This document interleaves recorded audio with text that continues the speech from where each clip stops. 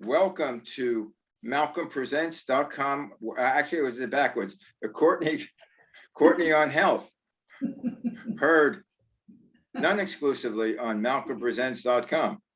Anyway, as we usually do, Maxine, give us your introduction. I'll give you Hi, an Courtney. introduction because that's what I do. So hi, Courtney, and hi, Malcolm.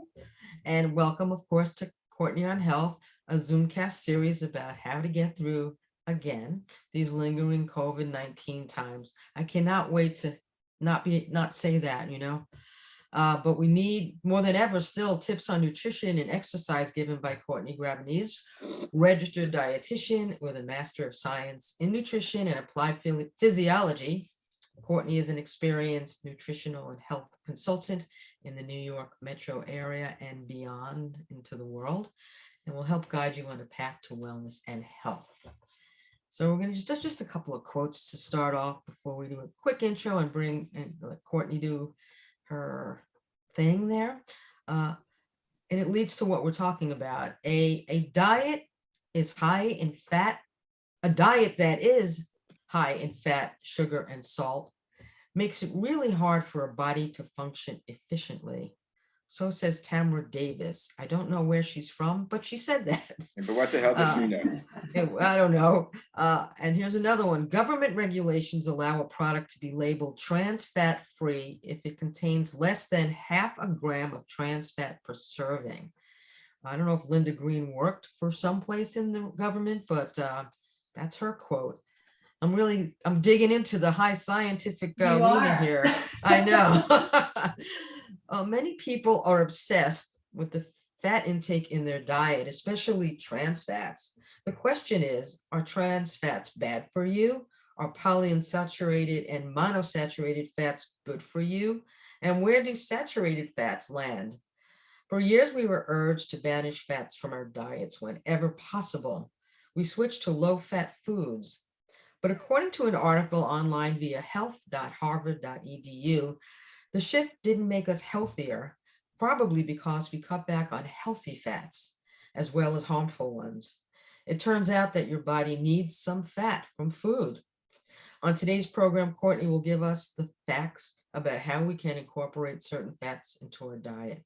The facts. Courtney, give us the facts. All the facts about fat. Take it away. Before we go into this, I think every other week there's something new on fats. It's good for you, it's bad for you. You should have high fat, low fat.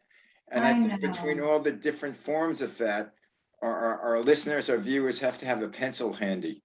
So they know the definitions and what's good, what's bad, at least for this week. Yeah, at least for this week. You're right, Malcolm. But hopefully this will sort of clear up some of the history of the confusion and sort of bring everybody to where we are right now with the research, keeping in mind that science changes and no matter what, and I know we've spoken about this in these segments before, if you always in the back of your mind, today we're talking about fats, but if we're talking about protein or supplements or carbohydrates and sugars, always remind yourself that if you're sticking with the more whole foods, the less stuff done to it, the better off you're going to be. So it's going to help us as we, do, I'm going to call it this first part, Fats 101. So I don't mean to do this as a science lesson, as a chemistry, organic or biochemistry lesson today, but it really helps understand where some of the confusion lies. And it may help you as a consumer make a decision going forward about what to eat, what not to eat, and making your purchases, okay? So first of all, you're absolutely right, Maxine. We need fat. We always have needed fat.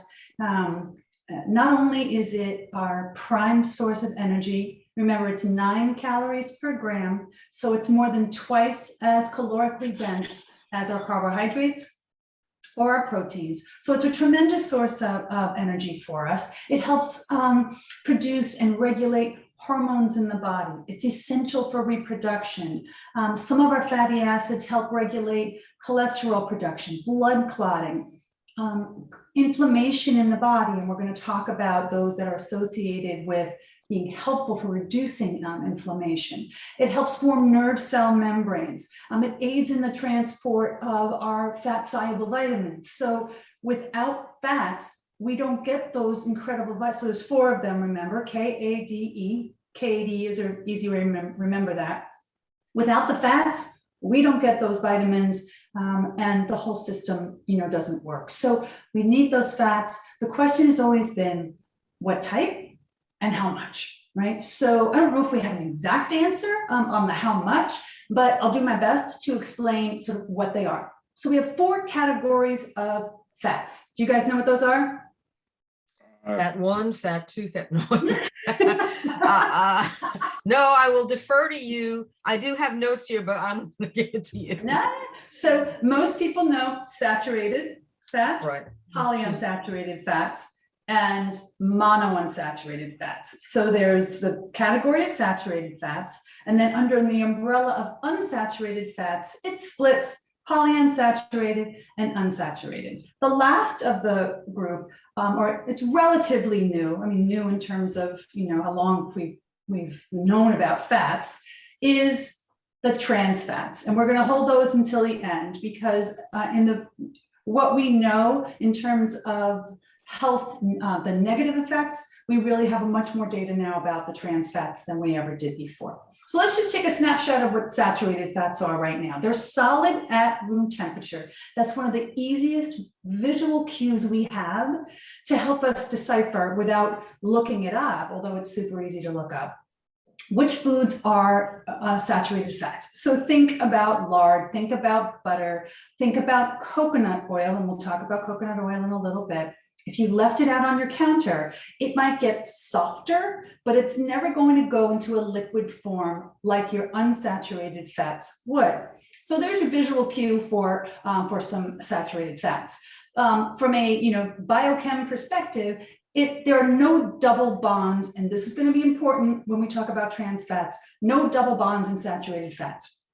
When we move on to polyunsaturated fats, that means that there are greater than 2 double bonds in the chain. And again, that's important because it's going to help us distinguish between the 2 big categories of polyunsaturated fats, omega-3s and omega-6. But remember, we're going to break all this down. Last of the category, monounsaturated fats. Most people know, I want to make sure I grab my right bottle here, olive oil is being, again, it's not 100% monounsaturated fat, but it happens to be one of the biggest concentrations of that heart healthy fat. And the mono tells us 1 double bond in the chain. So depending on the length, depending on where these double bonds are, depending on whether the double bond is hooked or straight, really drives what type of fat and what benefit or negative effects there are going to be. Most people don't know that in the giant umbrella of saturated fats, those being things from animal products, we said coconut oil, things like lard, bacon, full-fat dairy products, or even low-fat dairy products have some saturated fats in there. Even within that umbrella, there are dozens and dozens of different types of fatty acids in that saturated fat category. Now, this is important because it explains some of the confusion that existed with the research behind saturated fats. So when we look at old data with regard to saturated fats that told us, and you hit it on the head, Maxine, don't eat them, saturated fats are terrible for us, they raise LDL levels, they raise cholesterol levels, and so forth. But I love bacon and butter. Yeah, well, you're not alone. A lot of there people do, right? So the good news is, if you choose to eat those foods, and I'm not suggesting you eat them every day or multiple times during the week, but what we know now about the research is some of those fatty acids leave LDL and cholesterol levels alone. It doesn't necessarily help them, but it's not going to hurt them. So this is information that we now know, which is shining a spotlight on, you know what? We were telling people don't have any saturated fats at all, when meanwhile they contain a variety of these different fatty acids, some of which are not necessarily detrimental to the heart. The problem is, as consumers, we don't really know. Most consumers don't know how much, and stearic acid, by the way, happens to be the one that leaves LDL levels alone. So no effect on LDL levels. Most people don't know if they pick up a cup of milk or a piece of cheese or a steak, what's the percentage of stearic acid versus some of the other ones. So it's too much to embrace, but again, it does explain where some of the confusion existed in the research until that was all teased apart. So having said that, the take-home message is, so that not all saturated fats, in small amounts are going to be harmful for us. Some of the new data suggests that the effect that it does have on LDL levels affects the bigger, fluffier molecules, not the smaller, dense molecules that have been more closely linked to heart disease. Again, this is not a license to go out and have a triple bypass burger for lunch every day. It's just explaining where we are right now and why you might read, well, wait a minute, I heard this is, really, really bad for us. So we still follow the guidelines of, if we replace some saturated fats, some of those unhealthier, and I'll put that in quotes, saturated fats with some of the healthier fats that we're now going to talk about, we still believe that that is far more beneficial for the body. But that replacement needs to exist. It can't be additive. You can't have a high saturated fat diet and then add in monounsaturated or polyunsaturated fats and expect there to be a benefit to the body. Yeah, Courtney. So is there any balance to any of this? I know when my heart disease runs in my family, and I try to be careful. I remember my dad, when he first had his heart issue, the doctor said to my mom, you can't use butter for him, you need to use margarine. But it turns out, after all these years later, margarine, not so good. Worse. And I remember him hating that, yet, the little bit of butter that he would have with his toast, I don't think would have, looking now, back then, to me, it's that balance that people don't realize how to do that. I mean, how do you do that? Absolutely. It's really hard. And if you're getting conflicting messages, Maxine, about what to follow, I hear they're bad, I hear they're good, you don't know what to do. You throw up your hands, and then, like you said, you don't know how to balance because you're just frustrated. Yeah, Courtney, one thing I remember, and this is going back almost to childhood, when they first said that bacon's no good, butter's no good, they gave you examples of the old style eating, the farmers who wake up and have their 3-4 eggs with their half with their bacon, with butter on the white toast, and they live to be 90. Here's the difference though, Malcolm. We're not plowing fields, all right? So farmers got out there, they were walking. Can you do that if you work hard? There's no one size fits all. And I think that's we try and give out information so that people can make the best informed decisions that they can with their taste preferences, their budget, and you're right, Malcolm, their lifestyle. Because as we said, fats of all types are very caloric. So you're going to get into trouble if you're eating a lot of calories, most of which may be from fat calories, and not burning off those calories. We said it was very calorically dense, and it is. So you're right, you have to put it through the filter of all of those things to make it work for you, but it's helpful to have at least grounded in what is the science to date telling us about this. So let's move on to our polyunsaturated fats. So very quickly about monounsaturated fats, very helpful for us. We're going to think anything from a seed or a nut.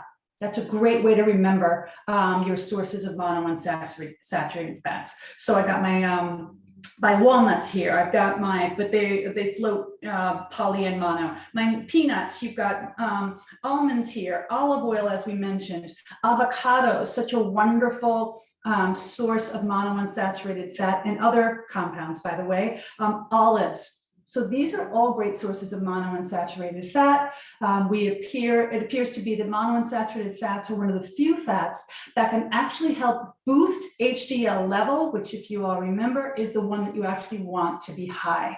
So this is why the Mediterranean diet, by the way, is consistently ranked very high. It's probably because of, among other things, high fruits and vegetables and plant-based, but because of the monounsaturated content in there. So let's take a look at our polyunsaturated fats for a second. So we said there are going to be two big categories, our omega-6 and our omega-3. So although both unsaturated and both generally considered healthful for us, the problem, at least in the American diet, is that there's an incredible imbalance in the American diet of the ratio of omega-3 to omega-6. We know that for nice low inflammation and for the best possible environment, you want a better ratio of omega-3 to omega-6. The problem with the American diet is that many processed foods contain the omega-6 fatty acids, and it creates this imbalance. So you've got a higher amount of omega-6 versus omega-3 in the body, and this creates this cascading negative effect of ills in the body, one of which is inflammation that we see. So you can see even within that group, it's like, well, they're unsaturated, they're going to be healthy for me. It's like, yeah, well, wait a minute. Some of the fats that are inside of our processed foods are unsaturated, but those are really not the ones that you want to choose. So for example, and I have this, I'm going to try and post it on my website because I think it's really helpful for consumers. You guys can't see it from here, but once you see this chart, this is actually the composition of fats in common oils and cooking oils and things like butter. If you look closely at this, you will see that things like cotton oil, corn oil, soybean oil, all huge, super cheap oils in this country, have a high amount of omega-6 fatty acids. So if you consume those on a regular basis versus other healthier oils like maybe canola, safflower oil, olive oil, you may be contributing to this imbalance. Now, I've been doing this, you guys know I've been doing this for a really long time. And then you guys probably shop for your own food. I know that when I was working in the city up in, areas where they were really, these food deserts, the cheapest of the cheapest oil that you could get would be like corn oil, for like $1.99. What do you think most people will purchase if they're on a very fixed budget? They're going to go for these cheaper oils. So I would encourage, if you have the ability to shift towards something like a canola, which again is not maybe as inexpensive as corn oil or soybean oil, but from a health perspective and the amount of omega-6 versus omega-3 versus monounsaturated fats, it would be a better option. I'm not saying it's perfect. I know that some people don't like the fact that many of the canola oil products in our country are a little bit more refined, but I'm trying to give people choices, at least a movement in the right direction towards a healthier everyday oil. I get it, canola, olive oil is expensive. I've got grapeseed oil here, which you can, if you buy it in like a big box place like a Costco, you can probably find it for less money. So again, back to your point, Malcolm, you have to put it through your filter of what's going to work for me, but I think that that's going to be a good move in the right direction for many people based on the composition of the types of fats in those oils. A question on that. Mm-hmm. Do individual bodies metabolize the oil differently? Or I mean, like if we have, the canola oil, does some bodies tolerate it better than other bodies? Is it bad for everyone? Is a rule that everybody's bad for it? No, I mean, I think it'd be unfair. First of all, I don't know the absolute answer to that. I think we're all individuals. So there might be an oil that you tolerate well and don't necessarily repeat up. And we're going to go talk about omega-3s now, but some people have high omega-3 fats and they don't tolerate it at all. They get a lot of indigestion and it comes up. So I think some people may tolerate it better versus others. Canola oil is really a fine all-purpose oil with certainly a far better fatty acid profile than corn or I'd say cottonseed oil for sure. But then you have olive oil, and there's all different kinds of olive oil. Regular olive oil, EVOO, extra virgin olive oil. I mean, so even in the oils, you have to see, which one you can get. And of course, people who, again, are in areas that might not even be in the store. Right, right. You don't Which know is what to get. Yeah, you're right, Maxine, and that's very confusing. And I would say to somebody who's listening, who's like, "This is just it's way I don't I'm busy, I'm working, I got kids, I can't do the research on this." I would almost say, unless you can spring for extra virgin olive oil, and that's not light olive oil. There's a difference. Unless you can spring for that, forget the other ones. Because the light ones don't have the same composition. We're talking about cold press versus the last press. It's if you really, actually, our Arlotta website has a great, very clear description of the different oils. So if you have the time, great. But in the absence of that, either buy the extra virgin olive oil or choose one of the other ones, like maybe a safflower oil, SAFF, not Sunflower?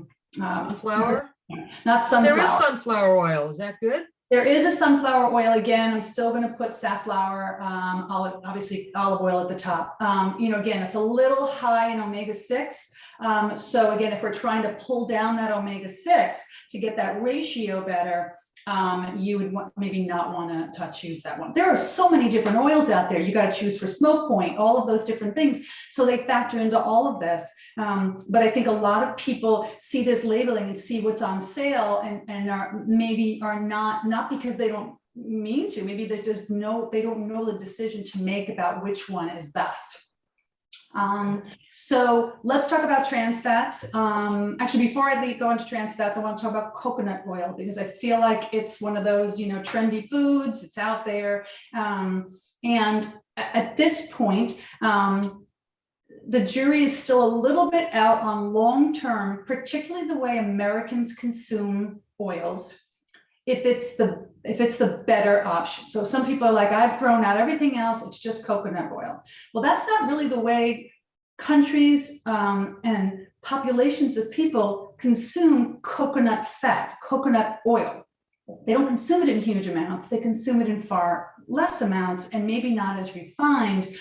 So that may be contributing to some of this fervor around it, is that I hear it's great. It's a plant oil. The problem is it's kind of a weird plant oil. Normally our saturated fats come from animal products, right? So, we think cheese and milk and steak and bacon and things like that. Coconut oil is almost 100%, not entirely, saturated fat. So remember what we said when we first started, though, not all saturated fats are the kiss of death, right? So it might contain some of those saturated fatty acids that aren't necessarily going to affect negatively your LDL levels. So I would say choose it if you like the flavor. It's expensive, particularly if you're buying the unrefined coconut oil. Now, oil is a little bit misleading. Have you guys ever purchased it? Coconut oil? My wife has. I have. And it's solid, It's solid, right? It's almost like the Crisco that used to, which is like, okay, that's a whole other thing. Crisco for baking, right? I don't know. So I think if it's in your budget, you can certainly add it. It is going to impart a tropical-like flavor to it, which most people, love, and that's why they use it. But it might be off-putting in certain dishes, so you're going to want to choose that appropriately. Yeah, I have a question that often makes me feel guilty. I like meat. I was raised to meat. When I was a kid, it was like if you had steak or chops, at least 3-4 times a week. That's what I was raised. And what I love on certain steaks and lamb chops is the fat that's on the side. And I sometimes chew it, sometimes chew it and swallow it, sometimes chew it and killing me, Malcolm. You're killing me. You're killing me too. I don't know, Malcolm. But are you telling me that ain't no good for you? I don't know. Tell me when you're 100, and then we'll have a debate. So there are outliers for everything. You are the outlier in this case. But it tastes so good. Oh no. Well, to each their own, right? But again, this is not. I feel like I'm going to get a slew of emails and comments like, how are you? What are you doing? Telling people this is not a license to tell people to overconsume, fatty food. I wonder we have to present the data. We have to allow people to make a decision. And I wonder about the wisdom of telling people to have unsaturated processed fats because they think they're healthier over a saturated fat whole food. You got to come to terms with that. So again, this is presenting what we know right now. In 10 years, it may be something different, but this is what we know. But what we really know, again, for the moment, we did not know this when we made the switch, and they used to use lard, and they used to use other types of fats in baked products. So I'm giving a little back history about trans fats. Are you guys familiar with what trans fats are? I know they're not good, really. And they're in a lot of processed foods. I don't know about how the lard fits in and how it works with baking, because when they use lard in baking, it actually tastes amazing. I mean, the final product is like, whoa. And you're talking about me, huh? With my fat. Yeah, you and chewing on the fat. So give us some info about trans fats. Yeah. So it's a vegetable oil base, a liquid that has been hydrogenated, which basically means solidified with hydrogen, to make it a solid form and to make it more shelf stable. So if you think about when we started using these trans fats, it was to replace coconut oils and tropical oils decades ago before we knew about the total profile of saturated fats, and just looked down and said, these tropical oils are loaded with saturated fats.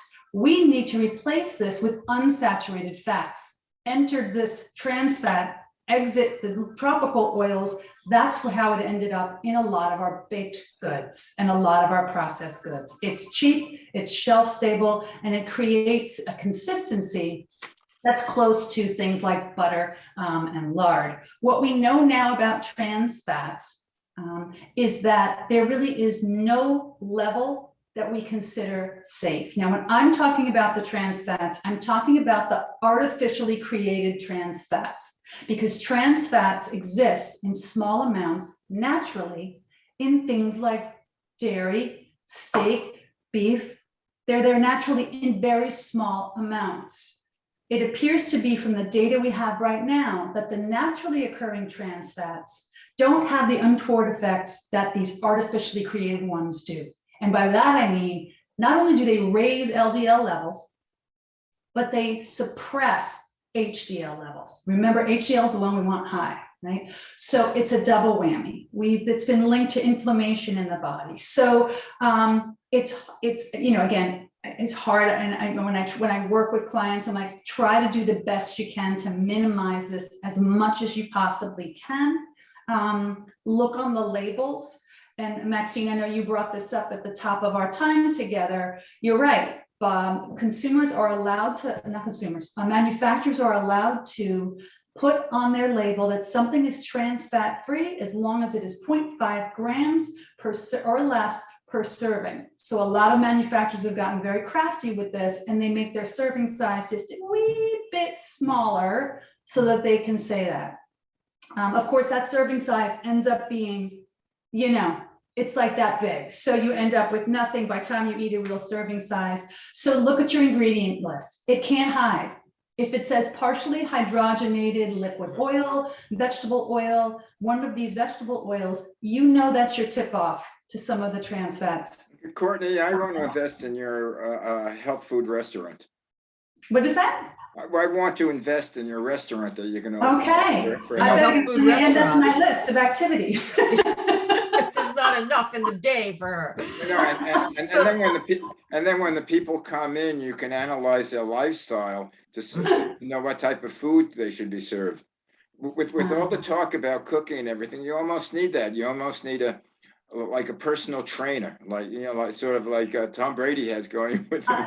Well, yeah. Well, you see why people who are able, not everybody can afford having a registered dietitian on their beck and call. That's why these types of environments and these platforms, my hope is that these get the information, out there to the best of the knowledge. It's not, and you really want to look for a platform or somebody who's able to separate out personal opinion of what they believe they should be eating from what the data tells us. And that's a key bit of information, because the way I personally eat shouldn't matter to somebody. It should be, okay, what's important to you? What can you afford? What's nearby? And let's cross that with the best health information that we have to date. That's the best way to do it. But if you're eating Shouldn't the something and it grocery feels good, stores and the manufacturers, I mean, and of course, fast food, we didn't even touch that. I know, yeah. I mean, what is their responsibility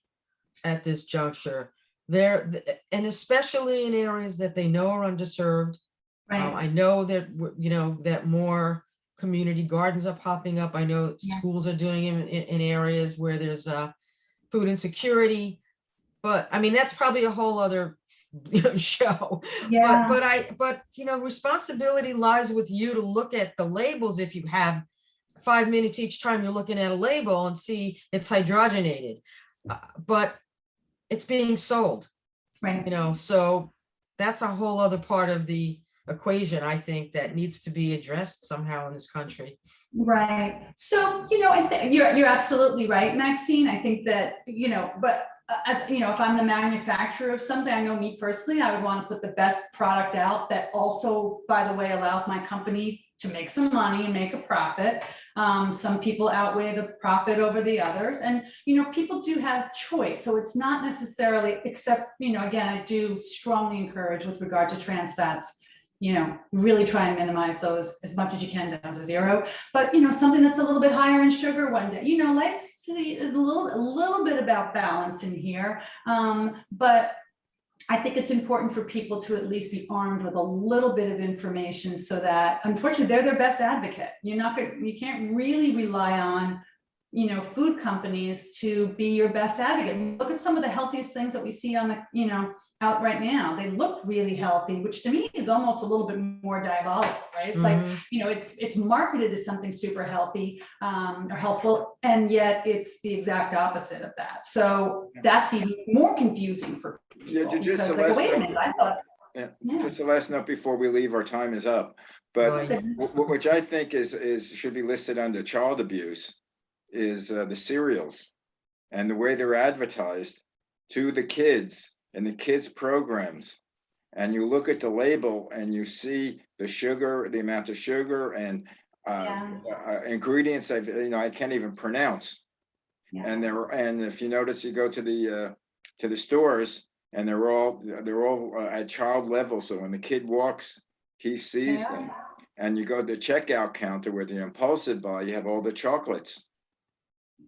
And you have everything, and they know it's bad. I know we're out of time. So maybe, as a parent, if you keep it as a treat, minimize it to one time a week. I get it, fast food restaurants, with regard back to bringing it back to fats again.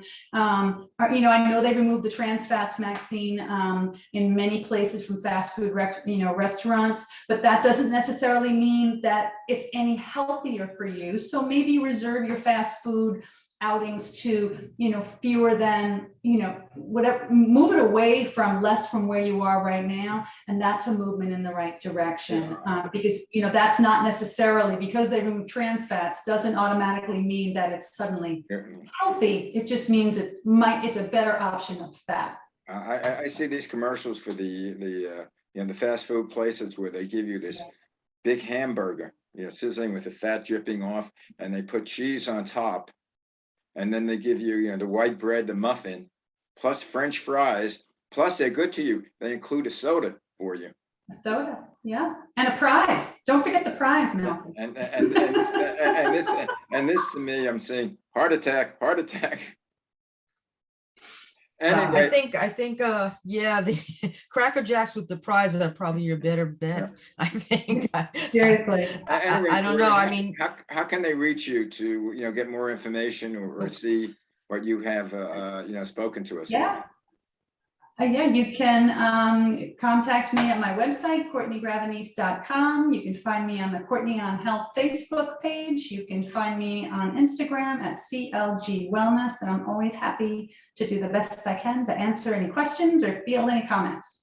Okay. I know we didn't get to touch on cooking and baking with fat, so maybe you can throw that on the web somehow. Sure, put out yeah. a recipe or something, because there's a lot more. We'll have to come back to this again at some point. Oh, in- definitely. Yeah, in the maybe, future. maybe Fat Facts Part 2.